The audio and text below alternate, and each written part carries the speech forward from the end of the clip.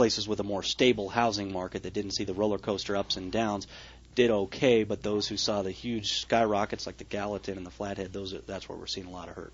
In terms of the residential markets. Now, in terms of small business commercial, I have heard from a number of people. That I heard from one individual that had an appraisal that went up 2,200% on a piece of commercial property. So those parcels are going through, the review and appeals process, which is really just now getting underway. I've been working with the local county tax appeal board to get them further information so that they can, undertake their effort, and that's an effort that'll be made in every county where taxpayers appeal the valuation if they feel that the department has made a factual error in their reappraisal. The legislature can deal with the policy. Individual cases are going to have to be dealt with at the county level.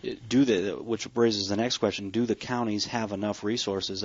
Some of these appeals boards now facing thousands potentially of review questions of appeals. Do they have the resources? Are they going to be able to handle all these reviews in times before folks start to really stress about paying their property tax bills? Well, we hope so. Although at the hearing, I think we got some input that the number of appeals could overwhelm in some of the counties. I mean, I think Senator Essman and I both, I know I did AB 26s on property because I felt if I was going to be a policymaker, I wanted to see how the process worked.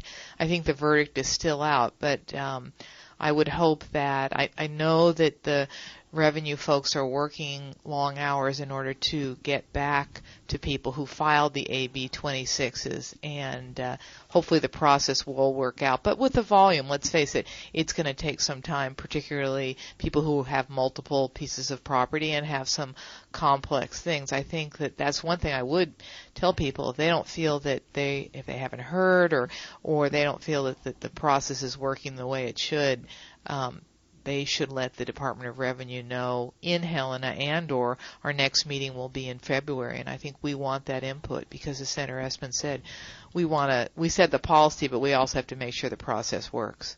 All right, and we've got a caller on the line here to ask a question or a comment talking about property taxes with State Senator Jeff Essman and State Senator Kim Gillen. Michael's on line one from Helena listening on KCAP. Good morning, Michael.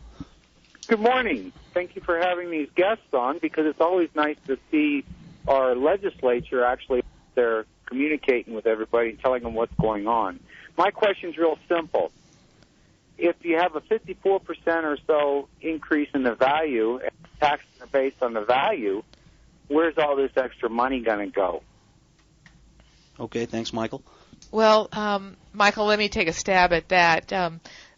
Although there are people who are having tax increases as a result of the market reappraisal, there are also people that are having tax decreases. And I believe at the meeting, Director Bucks provided some information that indicated and I apologize if I don't get the numbers right, around of the 10,000 folks will have tax increases. There's something like 10,800 that will actually have tax decreases. And I'm not too sure if it was people or the dollars, but so there are folks whose taxes are going down, and so I won't say it's a zero-sum game, but the overall, I mean, there is some shifting going on, but there are also folks whose values did go down. Your thoughts on Senator Essman? Your thoughts on Michael's call as well? He talked about a 54% increase in some of these values, but of course some of those same folks, while their home price went up, they don't want to be forced to sell their homes, but their personal income did not go up. Your thoughts on Michael's question? Well, the goal of a reappraisal mitigation bill is to be revenue neutral on a statewide basis, and that means that the state of Montana does not collect any extra property tax revenue as a result simply of the change in values. Now, that does not, and I believe in terms of the Class 4 residential properties, we're really pretty close with respect to the total statewide picture. Now, that does not mean that an individual is not going to be paying extra taxes because their valuation may have exceeded the their reappraisal increase may have exceeded that 54% average. Some people are going to, when you're dealing with the group and you're hitting to make sure that the average stays the same, people above the average are going to be paying a little more, and people below the average are going to be paying a little less. On the whole, the group is going to be paying the same. All right, and of course, there's more questions we want to ask as far as, are there changes that need to be made in the future? And then, of course, in politics, there's always the blame game. I'll mention some quotes from Governor Schweitzer, who, by the way, we're going to have him on the show on Friday. But get your thoughts on kind of is there a problem with the bill itself that was passed? Do we need to look at long-term changes? If so, what went wrong or what went right and what needs to be fixed in the future? But we're going to have more of that and also another phone call right after we hear 60 Seconds Around Montana with Brian Bennett.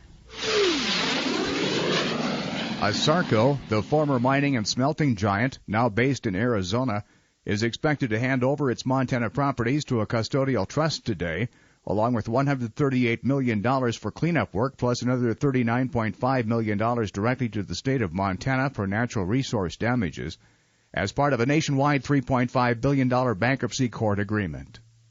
More than $3 billion will be spent by the Interior Department to settle a 13-year-long lawsuit brought by Montana Blackfeet tribal member Eloise Cobell and 3 others over royalties owed to American Indians for oil, gas, grazing, and other leases dating back more than a century. The proposed settlement was announced yesterday by Interior Secretary Ken Salazar. U.S. bankruptcy judge Ralph Kersher has approved a $24 million loan to Moonlight Basin Ranch that should keep the ski resort operating for the next 18 months. The loan comes from Lehman Brothers, which is foreclosing on a $100 million loan it made to Moonlight Basin in September 2007. That's a 60-second headline trip around Montana. I'm Brian Bennett on the Northern News Network.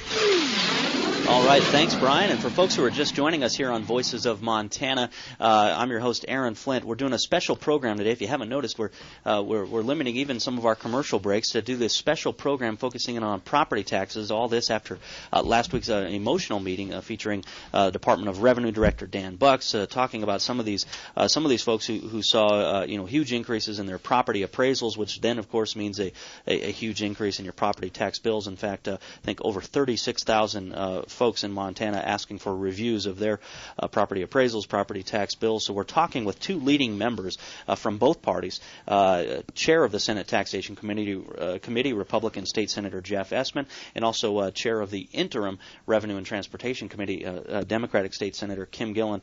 Thanks for both of you for staying on with us on the program this morning. We've talked a little bit about the history of property taxes in Montana and kind of what's required at the constitutional level as well. We're going to ask a few more questions, especially with regard to, are there changes that need to be made in the future? Is there any blame, or was there anything wrong with the current bill? If so, what went wrong? Get some thoughts on the special session. First, let's jump into another phone call. We've got Joe calling in from Helena as well, listening to KCAP. Good morning, Joe.